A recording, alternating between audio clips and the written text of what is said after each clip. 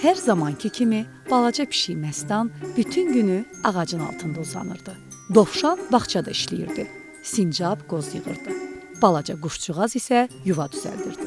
Məstan gülərək dedi: "Mən işləməyi sevmirəm, yorulmaq istəmirəm." Beləcə günlər keçdi. Bir səhər Məstan ac oyandı.